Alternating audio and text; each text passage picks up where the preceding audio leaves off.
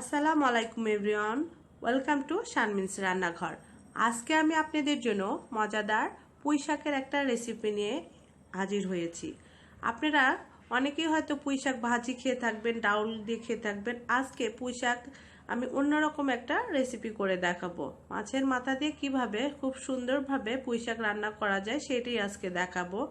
আর এটা খেতে কিন্তু অনেক মজার হয়ে থাকে, তাই ভাবলাম আপনাদের সাথে শেয়ার করি। আর এই পুঁই শাক রেসিপিটা করার আগে আমি আপনাদের সাথে শেয়ার করতে চাই যে আমি আমার বাগান থেকে যে পুঁই শাকটা, টব থেকে যে পুঁই শাকটা উঠিয়েছি সেটা দিয়ে আজকে রান্না করব। আর এই দেখেন, এখানে আমি পুঁই শাক আমার টব থেকে উঠিয়ে নিয়েছি। সেগুলো এখন আমি এগুলো কেটে রান্নার প্রসেসের জন্য নিয়ে আসবো। দেখেন এখানে কেটে আমি ধুয়ে রেখেছি। এখন মূল রান্নাতে আমি চলে যাব। আর এর জন্য দেখেন প্রথমে আমি একটা কড়াই নিয়ে নিয়েছি, তার মধ্যে একটু তেল দিয়ে নিচ্ছি। খুব বেশি তেল দিব না, আমি অল্প তেলেই রান্না করব শাকটা। এখন অল্পই 3 টেবিল চামচের মতো হবে তেল দিয়ে দিলাম। আর পেঁয়াজ কুচি দিয়ে দিলাম 2টা। খুব বেশি আমি কিন্তু আজকে মশলা দিব না, আপনারা দেখলে খেয়াল করতে পারবেন। আর 3টা কাঁচামরিচ দিয়ে দিলাম, দিয়ে আমি হালকাভাবে একটু ভেজে নিব। পেঁয়াজটা একটু নরম হওয়া পর্যন্ত আমি একটু ভেজে নিব।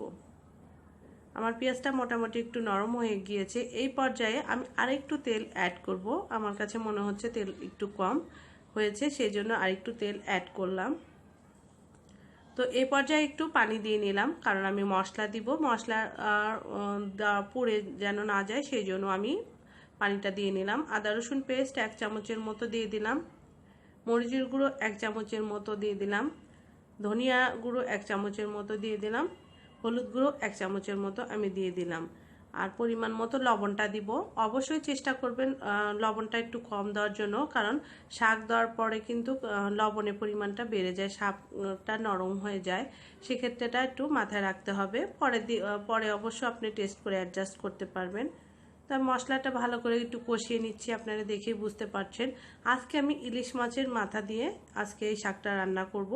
আপনারা যে কোনো মাছের মাথা বা মাছ বা চিংড়ি মাছ যেটা ইচ্ছা সেটা দিতে পারেন, প্রসেসটা একই থাকবে। এখন আমি ঢাকনা দিয়ে 1-2 মিনিটের জন্য রেখে দিব। 1-2 মিনিট পরে আমি ঢাকনাটা খুলে নিলাম, নিয়ে মাছটাকে আমি একটু কষিয়ে নিলাম। খুব বেশি কষানোর দরকার হবে না এই মাছটা, কারণ শাকের সঙ্গে তো এমনি কষানো হবে। তো এই পর্যায়ে আমি মাছটা কষানো হলে একটু সময় নিয়ে হালকা করে অল্প একটু পানি দিব। কারণ এর মধ্যেই আমি শাকটা দিয়ে দিব, সেই জন্য একটু পানিটা দেওয়া। তো এই পর্যায়ে আমি জালটা একটু বাড়িয়ে দিয়েছি, মিডিয়াম আঁচে আছে। তো এখন আমি শাকগুলো দিয়ে দিব। আমি কিভাবে টবে শাক চাষ করতে হয় সেটা তো আমি আপনাদের আগের ভিডিওতে শেয়ার করেছি। আমার ওই টবের শাক দিয়ে কিন্তু আমি আজকে মূলত রান্নাটা করেছি। আমি শাকের ডাঁটাগুলো নিয়েছি, কারণ ডাঁটাগুলো অনেক নরম ছিল। আমি এখন এটাকে মশলার সঙ্গে ভালো করে একটু রেখে ঢাকনা দিয়ে 1-2 মিনিটের জন্য রেখে দেবো। 1-2 মিনিট পর ঢাকনাটা খুলে নিলাম। খুলে নেওয়ার কারণ হলো এই সময় দেখবেন শাকগুলো একদম নরম হয়ে গিয়েছে ভাপে। এখন উল্টে পাল্টে মশলার সঙ্গে ভালো করে আমি মিক্সড করে দিব। এখন মিক্সড করতে সুবিধা হবে। প্রথমে মিক্সড করতে গেলে দেখা যায় তো উল্টে পাল্টে একটু বেশি থাকে, উল্টানোর সমস্যা হয়। তো একটু নরম হলে তারপর উল্টিয়ে দিবেন। তো আমি মাছটার সঙ্গে ভালো করে মশলাগুলো একটু উল্টে পাল্টে দিচ্ছি। তো এইভাবে করে দেখবেন, আপনারা তো অনেকভাবেই করেন, এইভাবে করে দেখবেন। আর ইলিশ মাছের মাথা দিলে এর টেস্টটা অনেক গুণ বেড়ে যায়। আমি মাছটা একটু হালকাভাবে ভেঙে দিচ্ছি। আপনাদের যদি কাটার সমস্যা থেকে থাকে সেক্ষেত্রে আপনারা মাছটা উঠিয়ে বেছে মাছটা অ্যাড করতে পারেন, বা রান্না মাছ থাকলেও সেটাই অ্যাড করতে পারেন। অনেকভাবে কিন্তু এটা করা যায়। তো আমি ঢাকনা দিয়ে আবার 1-2 মিনিটের জন্য রেখে দিলাম। ঢাকনাটা খুলে নিলাম। তো আমি এখন আর ঢাকনাটা দিব না। তো এই পর্যায়ে আমি ঢাকনাটা খুলে রেখে দিয়ে একটু আমার ঝোলটা একটু কমিয়ে নিব।